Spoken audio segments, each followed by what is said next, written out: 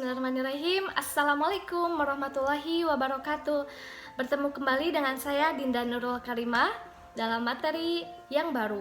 Nah, sebelum saya masuk ke materi yang baru, marilah kita sama-sama untuk memurojaah kosakata pada video yang telah lalu. Pada video sebelumnya, kita semua sudah belajar tentang kata ganti dalam bahasa Arab. Jadi kata ganti dalam bahasa Arab itu ada berapa? Ada 14. Ayo kita mulai memurojaah atau mengulang hafalannya bersama-sama. Kita mulai ya. Huwa. Huwa adalah dia laki-laki. Huma, mereka berdua laki-laki. Hum, mereka bertiga laki-laki sampai jumlah yang tidak terbatas. Kemudian hiya.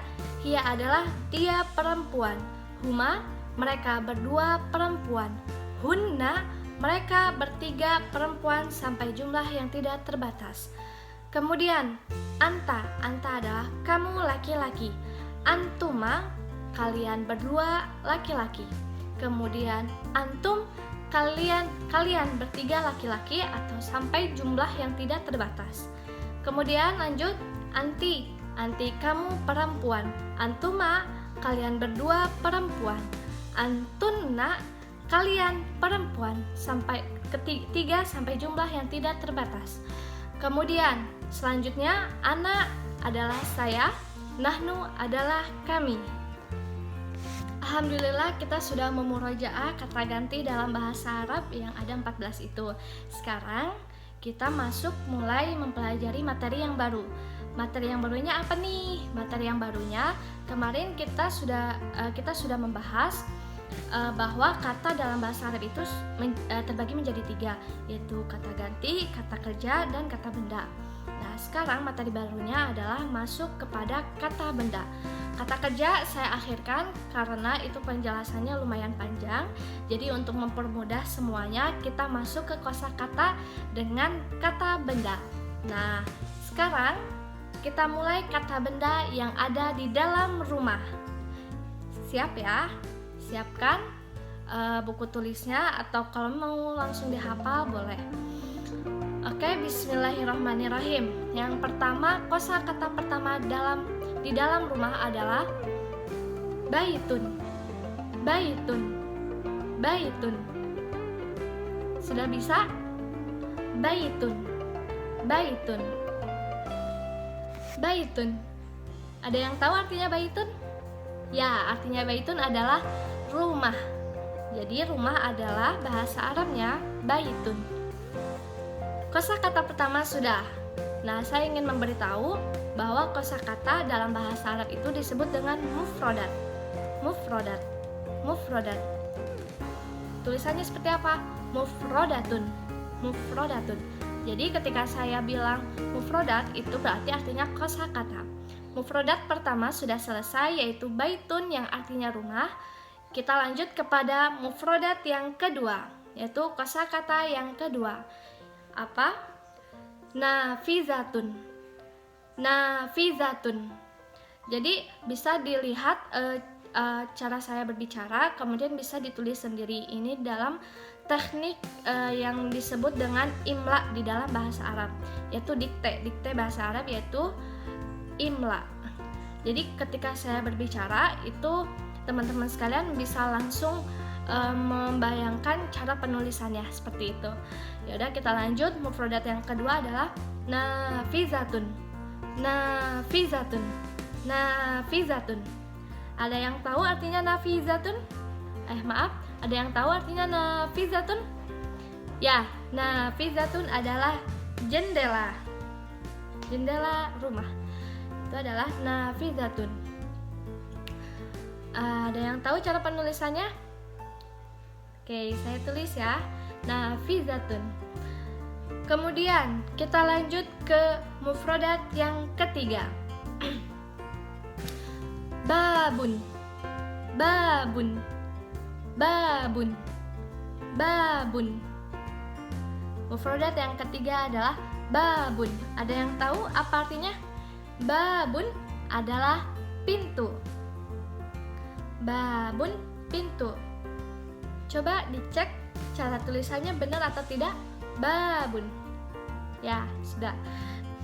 Nah, sudah tahu kan cara penulisan babun? Kemudian kita lanjut ke mufradat yang keempat atau kosakata yang keempat adalah misbahun. Misbahun. Misbahun. Ada yang tahu artinya misbahun apa? Yang di atas saya ini adalah misbahun. Misbahun artinya adalah lampu. Ya. Ada yang tahu cara penulisannya seperti apa? Ayo saya imla atau saya diktekan. Misbahun. Misbahun. Nah, ini tulisan yang benar dari misbahun. Bisa dikoreksi bagi yang salah, kalau yang benar, wah, lanjutkan. Kemudian dua kosakata terakhir, yang kelima ada kursiyun. Kursiyun. Kursiyun. Sudah bisa? Kursiyun. Kursiun. Ada yang tahu artinya kursiun apa?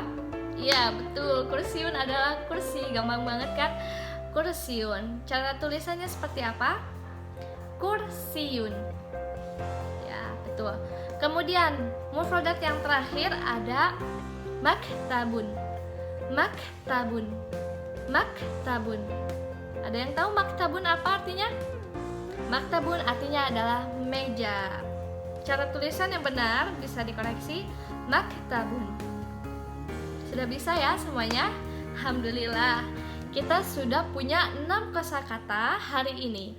6 kosakata yaitu kata benda di dalam rumah. Kita ulangi bersama-sama ya. Yang pertama ada apa? Baitun. Baitun. Yang pertama baitun. Baitun artinya apa? Rumah. Kemudian kosakata kedua ada nafizatun. Nafizatun. Nafizatun.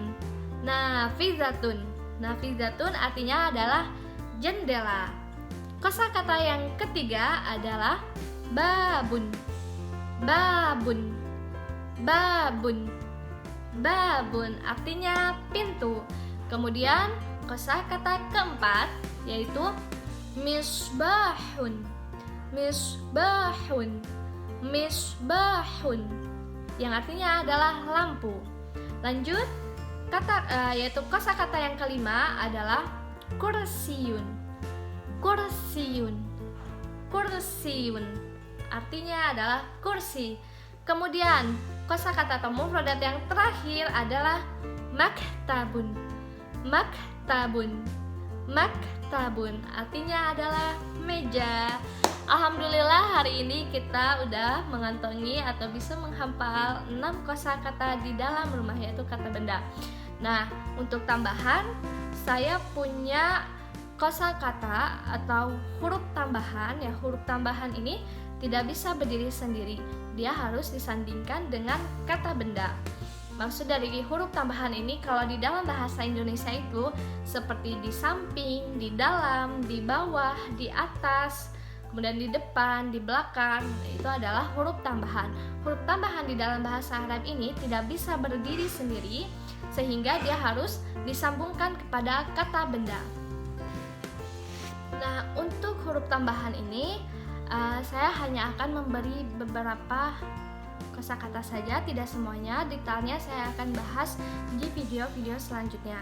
Nah, untuk huruf tambahan yang pertama, apa sih di dalam artinya dalam bahasa Arab itu? Artinya adalah fi. Fi di dalam artinya fi. Tulisannya seperti ini ya. Fi. Sudah? Kemudian huruf tambahan yang kedua di atas. Di atas itu bahasa Arabnya apa? Fauqa. Fauqa. Tetapi di dalam bahasa Arab di atas itu terbagi menjadi dua. Ada di atas yang tidak menyentuh dengan benda, seperti Dinda tidak menyentuh dengan lampu, maka disebut dengan fauqa.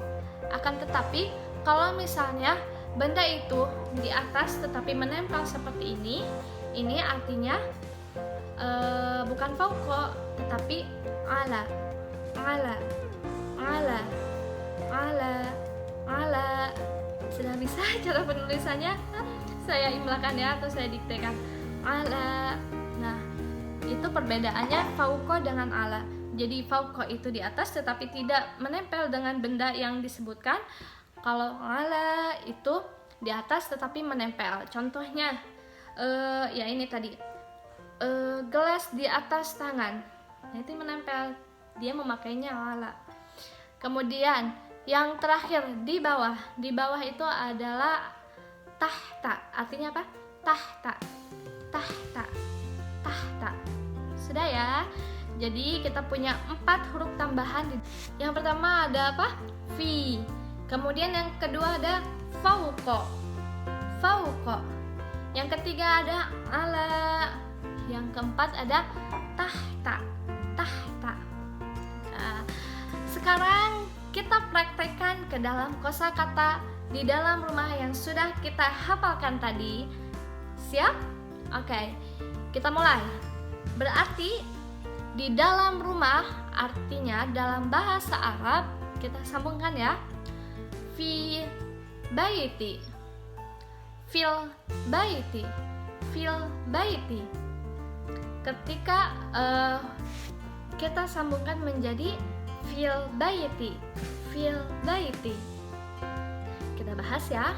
Fil baiti ini berarti huruf tambahan, dia harus disambungkan dengan kata benda yang sehingga menjadikan dia berarti atau dia ada, yaitu fil baiti yang artinya adalah di dalam rumah.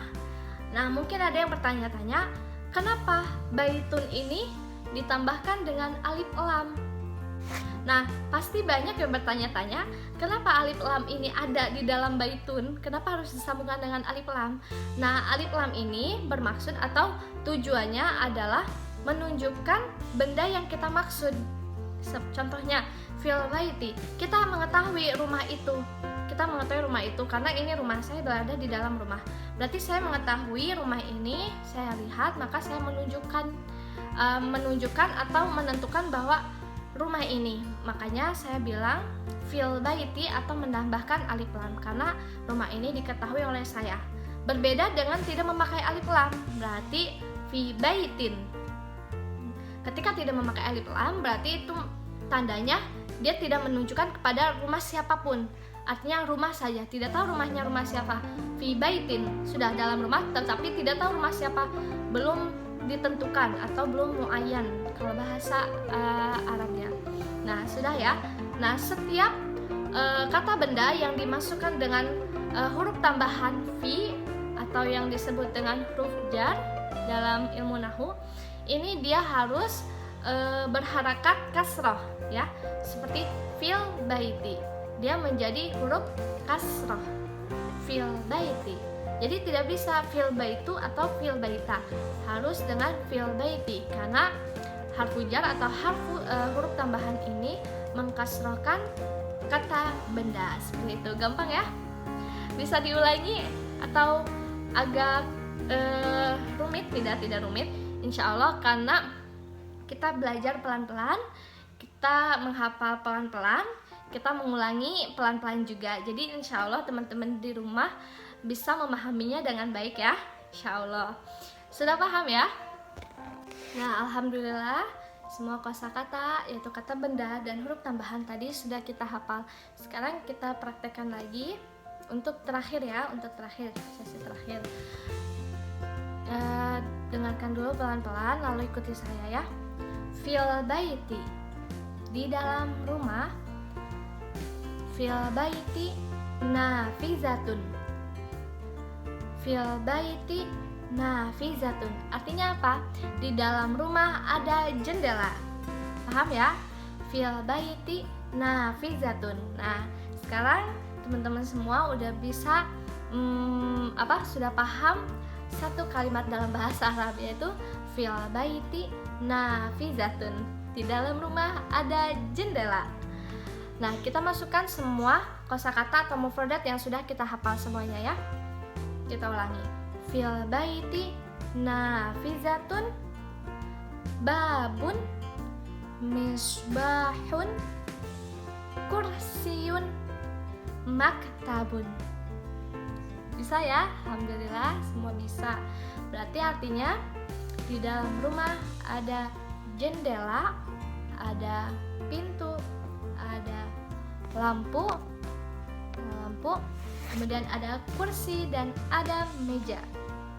Alhamdulillah, kita hari ini sudah bisa menyusun kalimat dalam bahasa Arab, yaitu untuk kata benda. Nah, alhamdulillah materi hari ini telah selesai.